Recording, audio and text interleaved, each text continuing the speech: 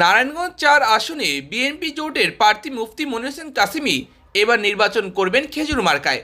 আজ নারায়ণগঞ্জের জেলা পরিষদ এলাকায় খেজুর মার্কার প্রচারণা করেছেন বিএনপির তৃণমূলের নেতাকর্মীরা। সেই প্রচারণায় উপস্থিত ছিলেন নারায়ণগঞ্জ জেলা তাঁতি দলের সাধারণ সম্পাদক সিদ্দিকুর রহমান। মাদকমুক্ত শহর গড়তে মনির হোসেন কাসেমীকে ভোট দেওয়ার জন্য তিনি আহ্বান জানিয়েছেন। নির্বাচিত করতে বলেছি, তো আমাদের এই এলাকায় তো জলবদ্ধতা হইতো। আলহামদুলিল্লাহ এই বছর কি অত পানি হয়েছে না? এটা না হওয়ার পিছনে তো কারো কাজ করতে হয়েছে। তাহলে আমরা কাজ করেছি বিদায়। আপনারা কি চান না এই উন্নয়নের ধারা অব্যাহত থাকুক? আমাদের যুব সমাজ মাদকে ধ্বংস হয়ে যাচ্ছে। মাদককে নির্মূল করা কি দরকার না? তাহলে মাদককে নির্মূল করতে হলে ওনার মতো একজন মুক্তি মানুষকে নির্বাচিত করা দরকার।